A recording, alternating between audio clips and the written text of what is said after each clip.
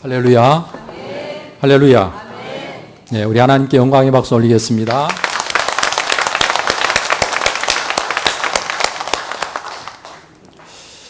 예, 하나님의 은혜를 아는 자는 누구든지 하나님께 감사하게 돼 있고 하나님을 기뻐하게 돼 있고 하나님을 찬송하게 돼 있습니다. 그래서 하나님의 은혜를 아는 자들이 사는 나라가 천국이고 천국은 영원토록 하나님을 즐거워하고 찬송하는 것입니다. 오늘 이 시간 드린 찬송이 하늘에서 영원토록 하나님을 찬송하는 찬송으로 이어지는 찬송이 되시기를 축원합니다. 예, 우리 옆에 계신 분 인사할까요? 주의 이름으로 우리 인사하십시다. 사랑합니다. 반갑습니다.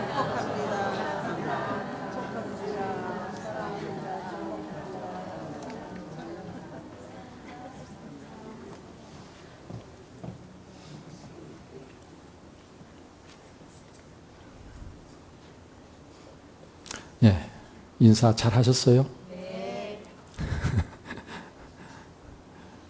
예. 하나님께서요, 오늘 저와 여러분들을 이 예배의 자리로 불러주셨습니다. 이 자리가 그 어떤 자리보다도 가장 중요하고 가장 복되고 가장 신나는 자리입니다.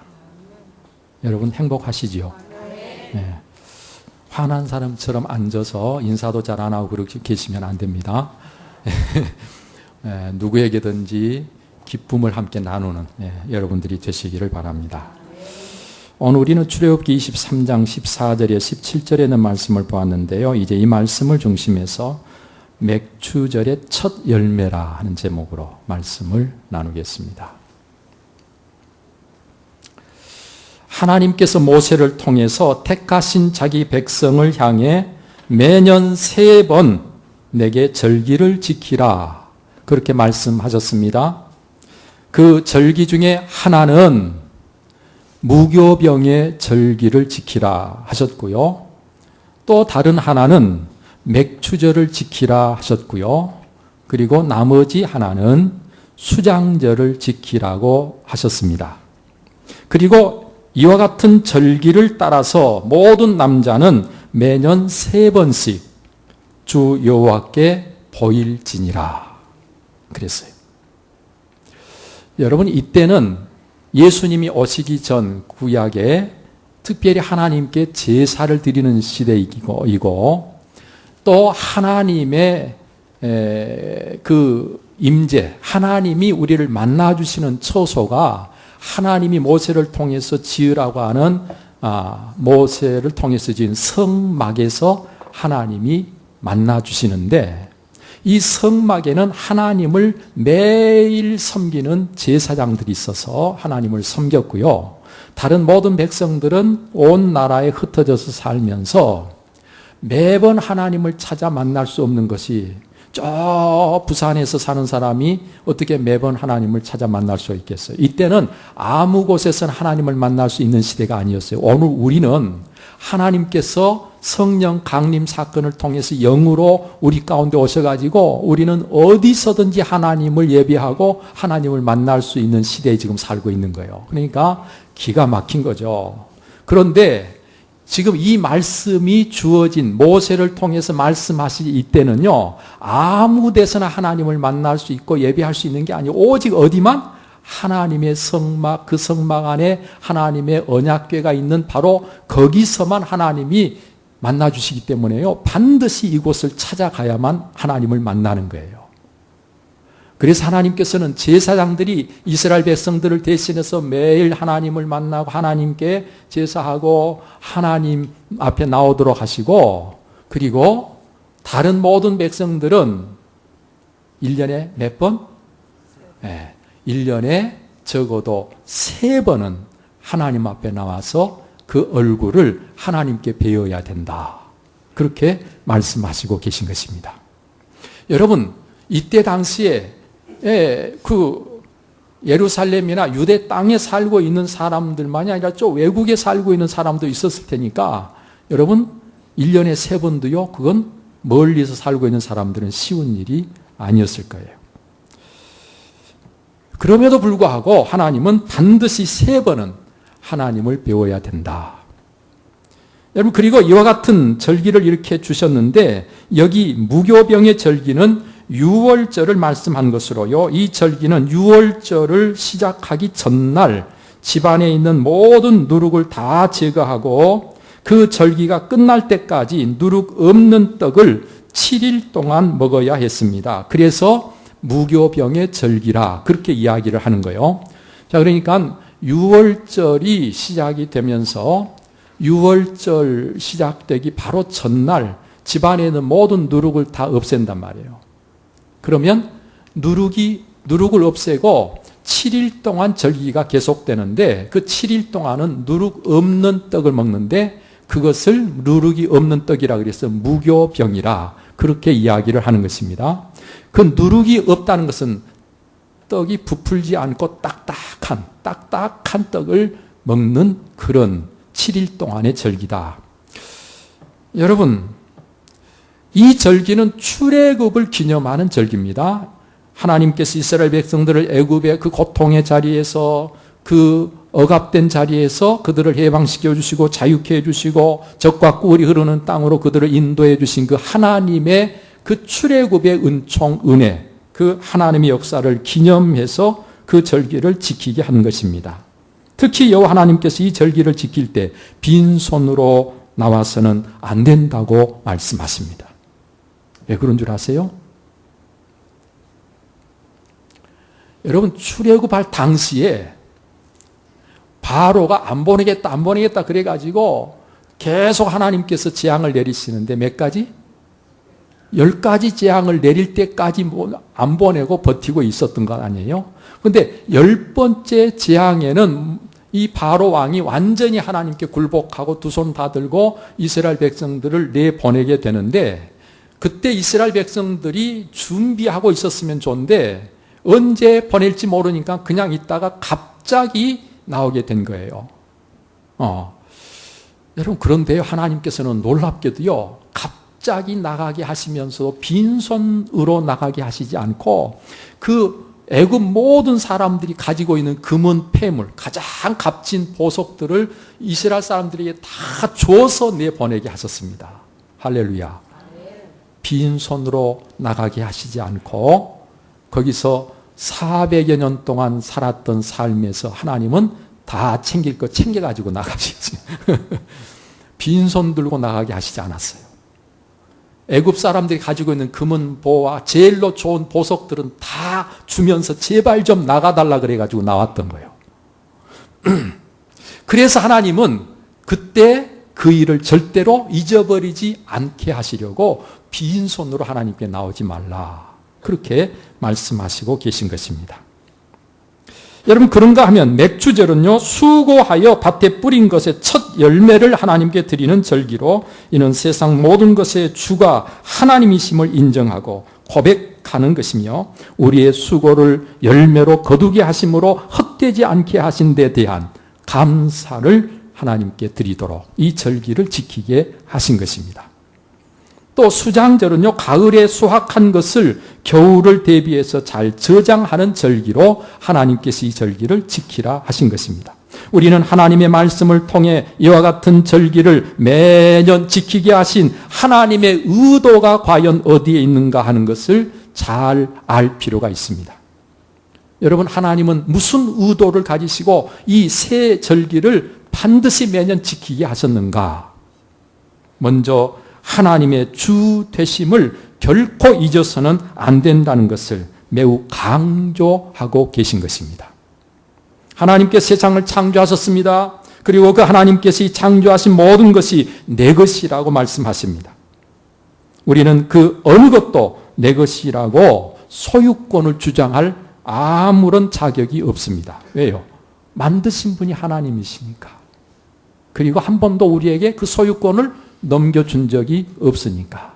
우리에게는 뭔만 관리하도록 관리권만 넘겨주셨어요. 그러니까 소유권은 항상 하나님께 있어요. 그래서 하나님이 주인이셔요.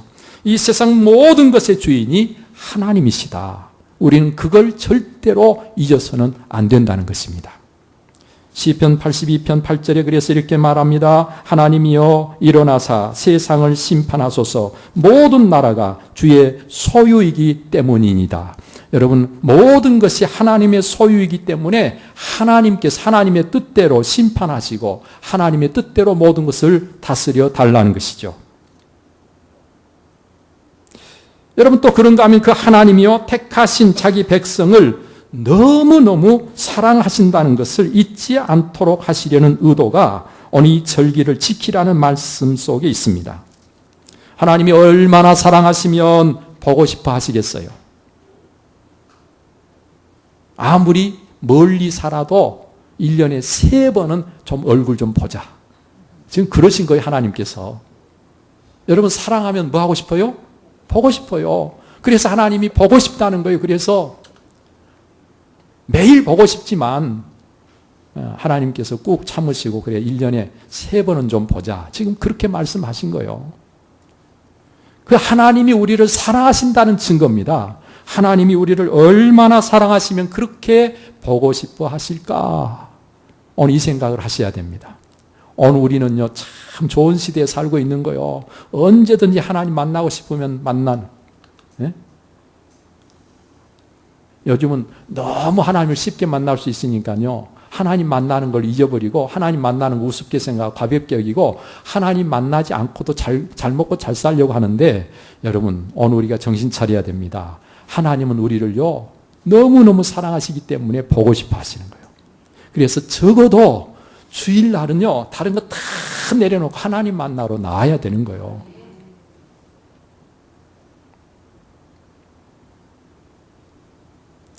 여러분 그런가 하면 하나님이 허락하신 것을 소중히 하고 잘 관리해야 한다는 것을 강조하고 있는 것이 이 절기를 지키라는 말씀입니다.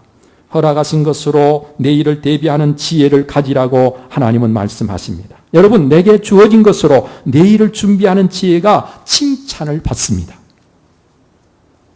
수장절은 바로 그런 절기예요. 하나님이 주신 것을 소중히 여기고 그걸 잘 관리하고 그리고 필요한 때 쓰기 위해서 그걸 잘 필요한 때를 대비하라. 대비하는 지혜를 갖고 이 세상을 살아라. 여러분 불의한 청지기 비유 아시지요? 불의한 청지기가 주인의 것을 허비합니다. 주인이 너하고 나하고 이제는 계산해야 되겠다. 너한테 더 이상 내 것을 맡겨둘 수가 없다. 그런데 이 불의한 청지기가 가서 주인에게 빚을 진 사람들의 빚을 다 깎아줍니다. 왜?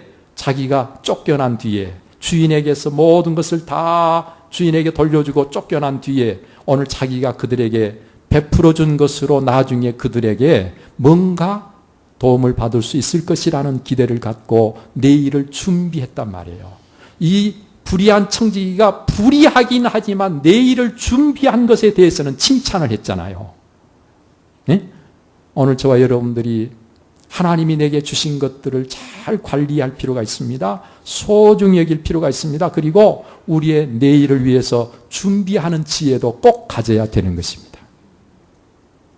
여러분 그런가 하면 하나님이 행하신 일을 기억함으로 하나님의 은혜를 결코 잊어서는 안 될 것임을 엄청 강조하고 있는 것이 절기를 3번 반드시 지키라고 하시는 말씀의 의도입니다. 입은 은혜를 잊어버리면 감사할 수 없습니다. 하나님이 행하신 일을 알지 못하면 감사할 수 없습니다. 그래서 하나님은 하나님이 행하신 일들을 기억하게 하시고 그 은혜를 잊지 않게 하시기 위해서 절기를 지키게 하신 것입니다. 적어도 절기를 지키면서 다시 생각하고 매년 다시 생각하면서 잊어버리지 않을 수 있잖아요. 여러분 이렇게 은혜를 알고 기억한다는 것은 곧 감사하며 살게 하시려는 하나님의 지혜인 것입니다. 은혜를 모르면 감사할 수 없습니다. 생각이 없으면 감사할 수 없습니다. 생각함으로 은혜를 알아야 하고 이렇게 은혜를 깨닫고 은혜를 알게 되면 감사는 저절로 당연히 나오게 되는 것입니다. 그래서 빈손으로 내 앞에 나오지 말라는 말씀은 받은 은혜, 받은 사랑에 대한 너무나도 당연한 감사가 오늘 우리에게 있어야 된다는 말씀인 것입니다.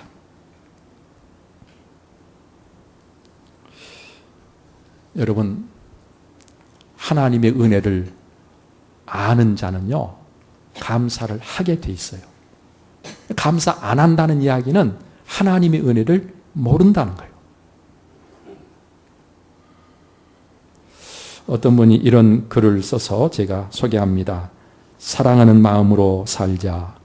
감사하는 마음으로 살자. 사랑하기에도 모자라는 목숨, 감사하기에도 모자라는 목숨일진데 그 짧은 인생길에서 언성을 높이지도 말며 서로의 가슴에 못지릴랑 그만 거두어라. 즐거워하는 마음으로 살자. 이해하는 너그러움으로 살자.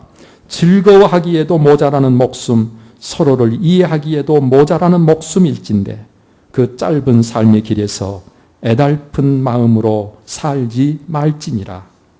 누구에게나 한 번뿐인 짧은 생을 원하여 슬픈 일일랑은 서로 감싸주고 즐거운 일일랑은 서로 나누어야 하리니 사랑하기에도 모자라는 목숨, 감사하는 마음으로도 모자라는 목숨, 아낌없는 마음으로 오늘에 살자. 그 뜨거운 마음으로 오늘을 가자.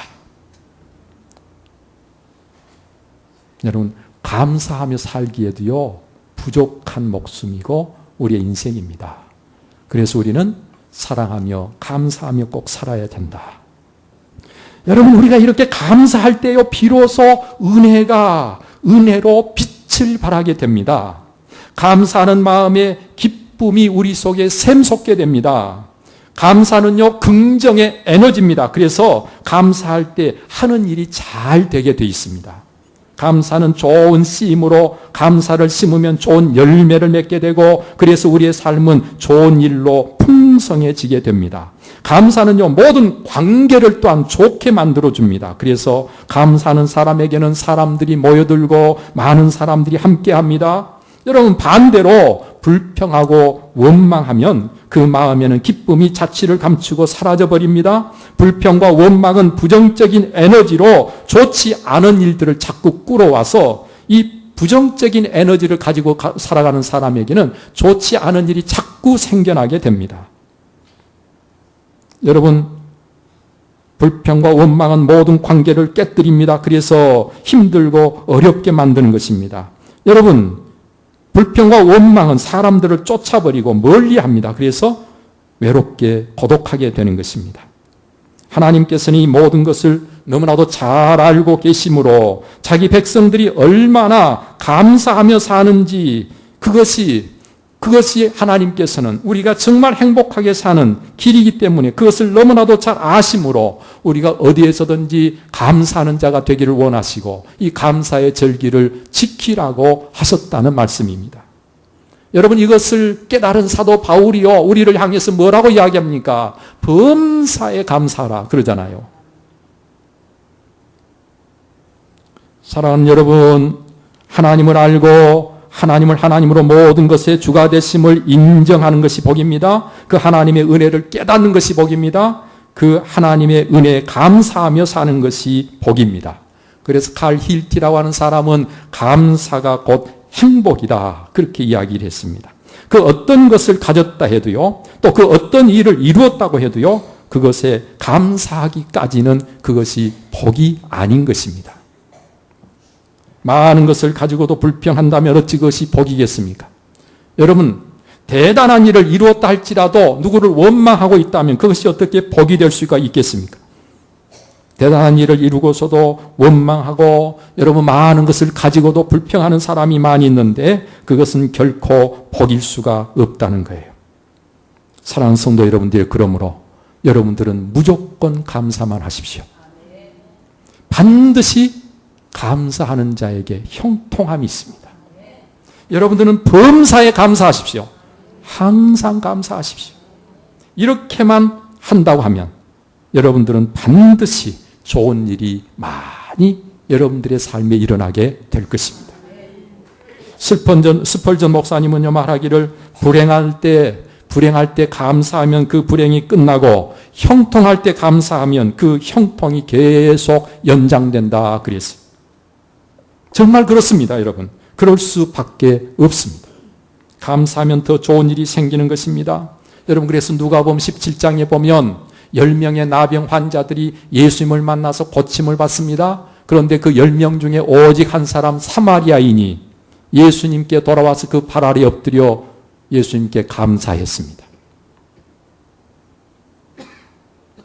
여러분, 그때 예수님께서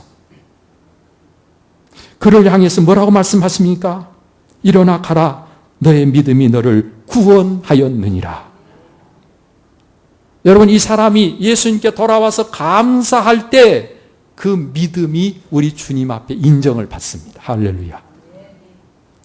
감사하지 않는다는 것은 믿음이 없다는 증거고, 감사한다는 것은 믿음이 있다는 증거가 됩니다. 그런가 하면 예수님은 그 믿음이 너를 구원하였느니라고 말씀하시므로, 여러분, 이 사람은 이때 당시 불치의 병, 고칠 수 없는 병, 나병을 앓고 있었지만 예수님께 고침을 받았어요. 그러니까 얼마나 큰 은혜를 입었습니까? 여러분, 사람 취급을 당하지 못하고 사람들과 함께 어우르지도 못하고 정말로 살았다 하지만 죽은 목숨처럼 살고 있던 그들이 고침을 받았으니 이게 얼마나 좋겠습니까? 여러분, 그런데 그 육적인 치료, 그것도 얼마나 큰 은혜고 좋은 것인데, 여러분, 구원을 받았다 하는 것은 거기에 비할 바가 아닌 것입니다. 여러분, 감사할 때 더 좋은 것이, 더 놀라운 것이 우리의 삶 속에 이루어지는 것을 우리는 이 사람을 통해서 볼 수가 있는 것이지요. 여러분, 우리들의 사생활에서, 실제 우리의 생활 속에서 감사할 때 더 좋은 일들이 많이 생긴다고 하는 것은 여러분들도 얼마든지 경험하고 살고 계신 줄로 믿습니다. 여러분, 이렇게 감사하면 좋은 일이 생기고 형통하게 될 뿐만 아니라 마귀의 공격을 차단시키는 영적 승리의 삶을 살 수 있는 비결이 여기에 또한 있습니다. 노르웨이의 전설에는요, 사탄이 지구에 내려와서 불평, 시기, 미움 등의 각종 악한 씨를 마구 뿌려가지고 많은 열매를 거두었다고 해요. 그런데 오직 한 마을에서는 오늘 이 악한 씨를 뿌릴 수가 없었다고 하는 것입니다. 그 마을은 어떤 마을인고 하니 감사하는 마을. 그 마을에 사는 사람들은요, 어려운 일이 있어도 감사합니다. 힘든 일이 있어도 감사합니다. 하는 일이 잘 안 돼도 감사합니다. 여러분, 심히 절망적인 상황이 있으면서도 감사합니다. 감사하는 데는요, 악한 씨를 뿌릴 수가 없다는 거예요. 여러분, 그래서 감사하는 마음에 사탄이 그의 씨앗을 뿌릴 수 없다는 말이 생기게 되었다고 합니다. 사랑하는 여러분, 악한 영들을 물리치는데 감사만큼 좋은 비결이 없음을 잊지 마시기를 바랍니다. 그래서 여러분들의 삶이 감사로 충만해지시기를 축원합니다. 데이비드 소퍼라고 하는 한 미국 목사님은 말하기를, 감옥과 수도원의 근본적인 차이는 불평하며 사느냐 아니면 감사하며 사느냐의 차이일 뿐이라고 하면서, 수감된 죄수가 수도자와 같은 감사의 마음을 가질 때 감옥은 수도원으로 승화될 것이고, 반면에 수도자가 불평의 마음을 가질 때 수도원은 감옥으로 전락하게 된다고 이야기를 했습니다. 그렇습니다. 지옥이라도 감사하면 천국이 될 수 있고, 천국이라도 불평하면 지옥이 될 수 있습니다. 사랑하는 여러분, 여러분들은 이 세상을 살면서 천국 같은 삶을 살아가는 여러분들이 꼭 되시기를 바랍니다. 그러려면 우리는 감사해야 되는 거예요. 여러분, 감사하는 자는 하나님 편이고 불평하고 원망하는 자는 사탄 마귀 편입니다. 저는 오늘 여러분들이 하나님 편에 늘 서시기를 축원합니다.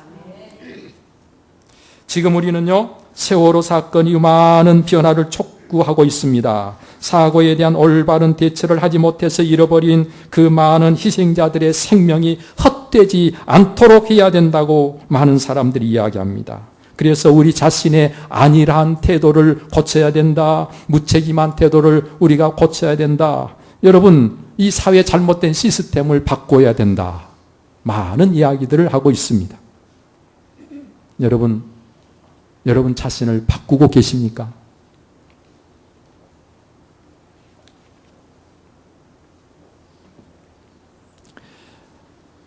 여러분, 이 세월호 선장과는 너무도 대조적인 광명 87호 전재용 선장이 있습니다.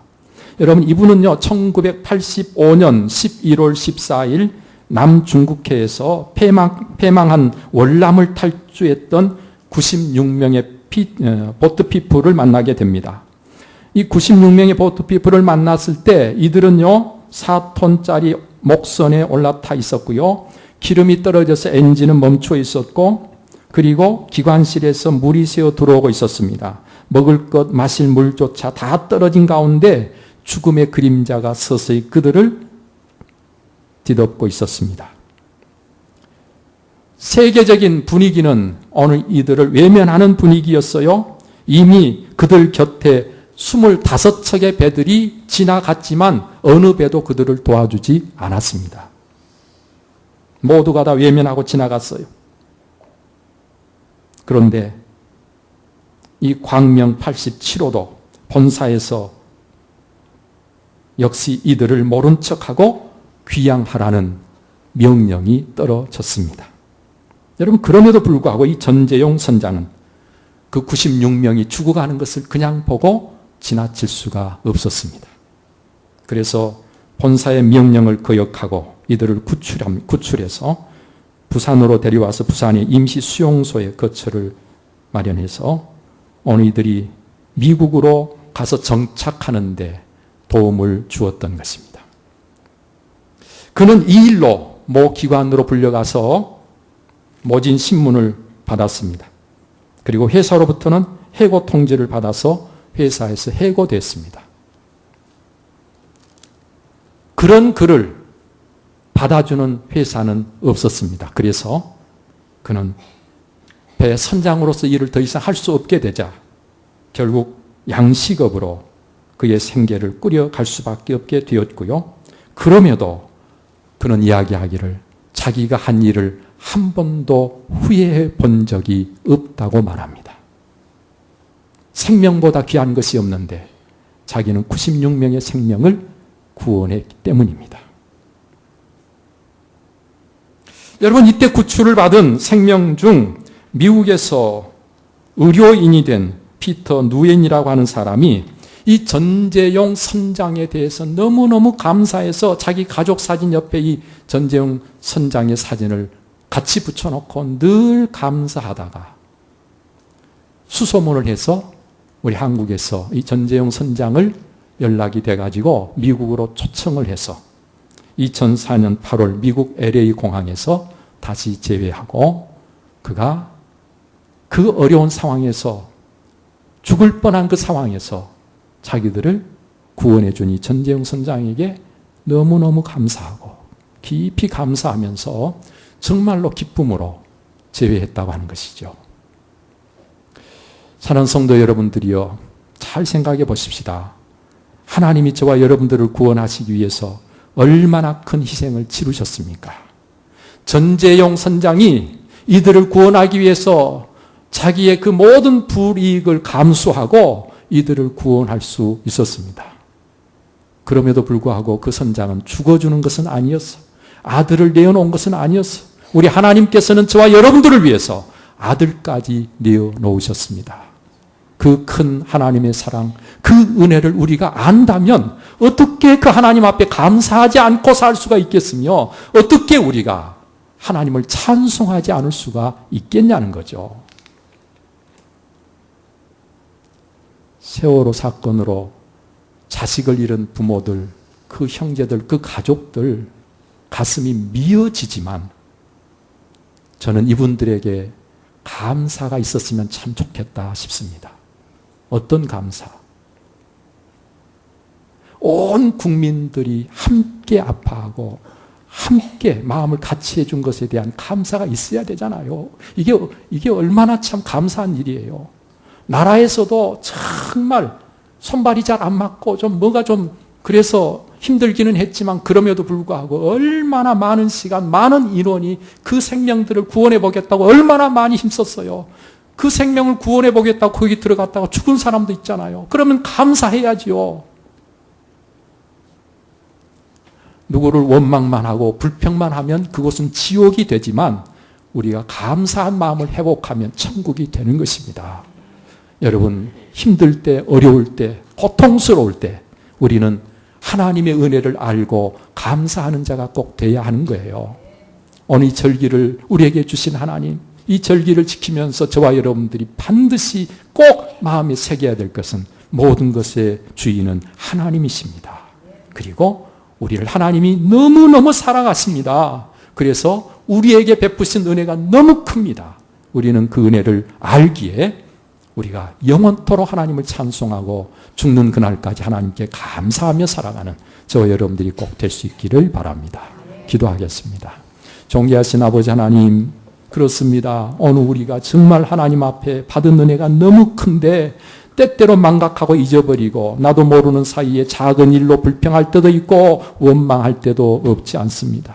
하나님, 다시 한번 이 절기를 통해서 우리가 감사를 회복하게 하여 주옵소서. 이를 위해서 여호와 하나님이 모든 것의 주인 되심을 알게 하여 주시고 그 하나님이 우리를 사랑하시되 너무너무 사랑하셔서 우리를 구원하시기에 엄청난 일을 베풀어 주신 것을 보게 하여 주시고 이제는 그 은혜를 아는 자로 감사하며 살아갈 때 우리의 삶이 이 감사의 에너지로 점점 더 좋은 일이 많아지게 하시고 하는 일이 잘 되게 하시고 형통해지게 하여 주셔서 하나님이 의도하신